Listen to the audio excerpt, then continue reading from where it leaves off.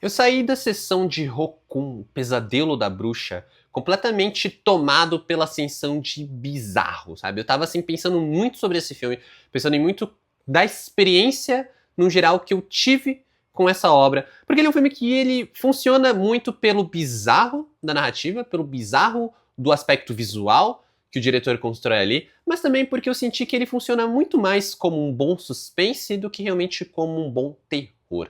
Eu acho que o Damian McCarthy, que é um diretor de Oddity do ano passado, retrasado, que era um filme interessante também, tinha acho que um aspecto visual bem marcante, ele repete aqui algo que eu já tinha notado lá. Ele é um diretor que tem um aspecto visual, né, na construção visual interessante, ele tem uma construção interessante de atmosfera, mas aí realmente falta algo para ele conseguir amarrar tudo da melhor forma possível. Eu sinto que Rokun, ou Rokun, né, eu não sei exatamente qual é a pronúncia correta da palavra, mas eu vou falar Rokun, ele é um filme que ele tem muito disso, ele tem uma atmosfera que eu acho muito legal, inclusive é um filme que eu acho muito maneiro como ele traz ali uma pontinha da mitologia irlandesa, que eu acho que foge um pouco do lugar comum, né? Quando a gente tá assistindo muita coisa geralmente hollywoodiana, a gente começa a ver as coisas meio que se repetindo, tropos se repetindo, estilos se repetindo, e até os clichês se repetindo. E aqui o fato dele brincar com outra mitologia já dá um ar novo pro filme no geral, embora ele continue repetindo várias coisas, vários clichês, várias ideias. E que aí eu sinto que é justamente esse o ponto mais fraco, né? Enquanto a atmosfera é muito legal, enquanto o filme tem uma bizarrice,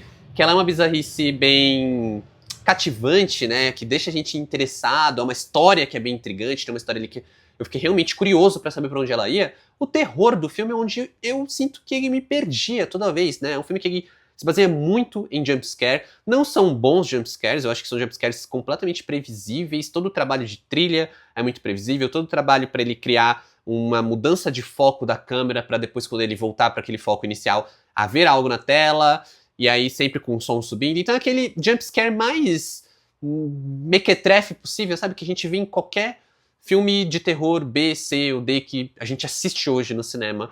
Mas tudo ali tão envolvido numa narrativa interessante, numa atmosfera pesada e legal né, que é meio contagiante, que eu senti que a experiência, no final das contas, ela acaba sendo até positiva. Acho que até mesmo a construção do rosto mais de monstro, né, do monstro do filme, ele é uma construção que eu sinto que é desperdiçada, existe uma criatura, existe uma face que de vez em quando ela pipoca ali no filme pra movimentar o jumpscare, né, pra fazer um jumpscare acontecer, que eu sinto que é pouco utilizada, tem uma cena mais que ela é mais perturbadora com essa imagem, que é um momento que ele tá assistindo uma televisão, e é justamente onde o filme ele vai trazendo e costurando a narrativa com esse plot do horror, mas que no geral eu sinto que fica realmente um pouco apagado. O Rokun, ele tem uma narrativa, né, o Damian McCarthy, ele traz uma história sobre um escritor, que é um escritor que tá ali perturbado, não tá achando o melhor final pro seu livro, e aí ele meio que vai pra um hotel bem ali fora de uma cidade grande, né, mais escondido, mais isolado, que tem uma relação com os pais dele, pra ali ele conseguir talvez chegar a algum lugar. Até que, claro, coisas vão começar a acontecer, né? Nada que a gente já não tenha visto em vários outros filmes. Mas eu acho que o grande ponto de acerto em Rokun é justamente a forma como ele vai renovando o nosso interesse no decorrer da narrativa, que é uma narrativa, como eu falei, bem interessante. Mas antes de eu falar disso, eu quero falar pra você que tá curtindo esse vídeo que aqui nesse canal tem bastante conteúdo parecido, então já se inscreve se você não tá inscrito para não perder outros conteúdos que estão saindo ou já saíram de filmes de terror, e filmes num geral. Se você ainda não me conhece, aqui quem fala é o Adam. Se você tá curtindo esse vídeo, deixa um like pra me ajudar aqui no YouTube. O YouTube vai entender que esse vídeo é legal, vai entregar esse vídeo pra mais gente, você vai ajudar com o meu trabalho. Também te convido para deixar um comentário aqui nesse vídeo sobre Rokun, o Pesadelo da Bruxa. Se você já assistiu esse filme, comenta o que você achou, mas se você ainda não assistiu, comenta qual que é a sua expectativa. Eu tô bem curioso, então vou ler todos os comentários. E é claro, se você quiser trocar uma ideia mais direto comigo, vale me seguir nas outras redes sociais, o arroba tá aqui na tela e os links na descrição do vídeo. Mas bora aí continuar falando de Rokun, Pesadelo da Bruxa, filme dirigido pelo Damian McCarthy, que é um filme que, como eu falei, ele consegue ir renovando o interesse. Em determinado momento, eu confesso que eu tava meio cansado, sabe, da experiência que eu tava tendo ali com aquele filme, e aí acontece um desaparecimento. A partir desse momento do desaparecimento, eu fiquei mais investido, porque eu falei, é uma narrativa que ela é intrigante, né? Você fica curioso com o mistério, você fica curioso com o andar da carruagem e é toda a atmosfera que é construída, do que realmente interessado na forma como ele vai desenhando o terror, que é bem qualquer coisa. E isso permite que a gente vá navegando pelo filme, mesmo quando a montagem não ajuda tanto. Acho que esse talvez é um dos pontos mais fracos de Rokun é a forma como o McCarthy lida com a montagem do filme, que é uma montagem que ela nunca te dá muito espaço pra pensar, ela não te dá muito espaço pra você ficar teorizando. É um filme que ele basicamente seguia pela curiosidade, você quer saber o que aconteceu com um determinado personagem. Mas toda vez que você tenta criar uma teoria, toda vez que o filme ele vai pra um lado mais de talvez ter uma nuance, uma ambiguidade ali,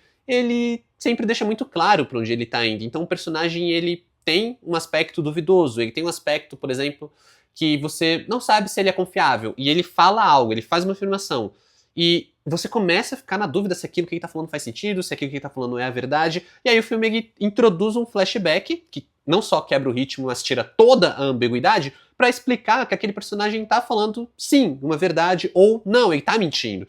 Isso não deixa a gente ficar muito ali tentando, né, remoendo o filme, tentando entender.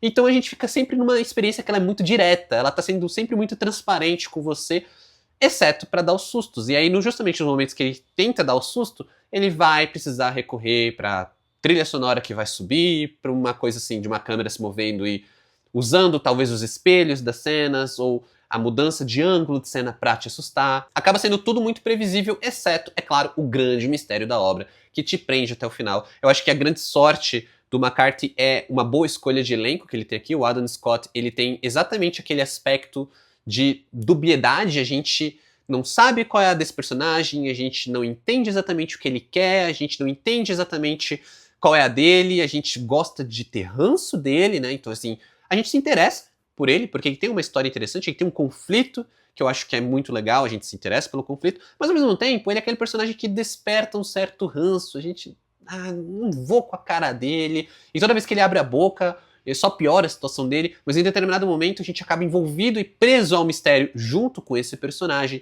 Então ele traz essa questão da nuance, ele traz essa questão da ambiguidade muito bem, porque a gente nunca sabe exatamente para onde a história vai, justamente porque a gente tem um bom protagonista. Eu acho que isso ajuda com que Rokun não se perca completamente no meio de boas e más ideias. No geral, o McCarthy ele consegue lidar bem com o aspecto visual, ele consegue lidar bem com as brincadeiras que ele faz ali. Eu acho que todo o lance que ele brinca com o espelho, ele brinca com os ambientes daquele hotel que o personagem tá de uma forma muito interessante, e que vai remeter, por razões óbvias, a filmes como O Iluminado e talvez até Louca Obsessão, né, já que a gente tá falando da questão de um escritor e que, obviamente, a história dentro da história vai acabar também sendo um aspecto que o filme vai abordar de uma maneira muito direta. Então ele é um filme que ele funciona talvez por trazer algumas coisas que vão remetendo a outras obras, né? E tem uma coisa ali de filme de ritual que eu acho bem legal, até por ele puxar a questão da mitologia irlandesa. Então ele tem, como eu falei, essa coisa de trazer um ar novo para algo que poderia ser simplesmente batido, algo que a gente já viu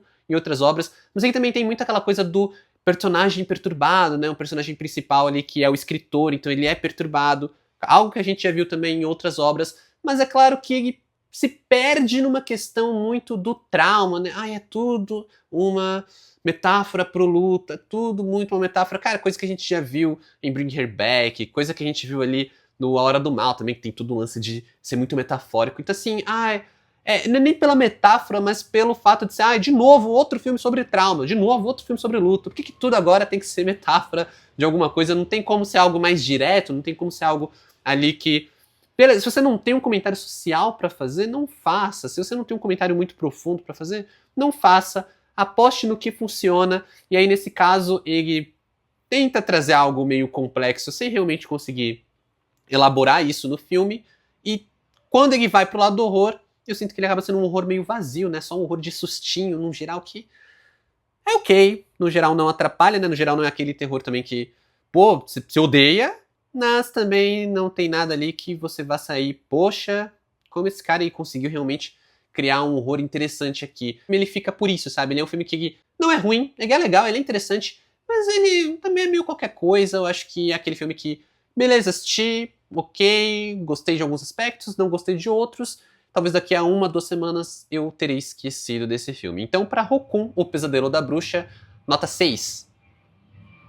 No geral, eu acho que é um filme que ele vai acabar ficando no meio de alguma lista de filmes de terror, já que 2026, pelo menos até agora, não apresentou tantas coisas verdadeiramente marcantes. Com uma ou outra exceção, eu destacaria Maldição da Múmia, que eu achei bem legal a maneira como o Lee Cronin trabalhou ali o mito da múmia. E é claro, Casamento Sangrento, A Viúva, que é um filme que ele consegue te ganhar pelo terrir, tem uma boa direção, tem boas protagonistas, e ele acaba sendo mais marcante pela relação que ele constrói com o espectador. Mas é isso, pessoal, como sempre, muito obrigado por assistir esse vídeo até aqui, valeu, falou e até mais.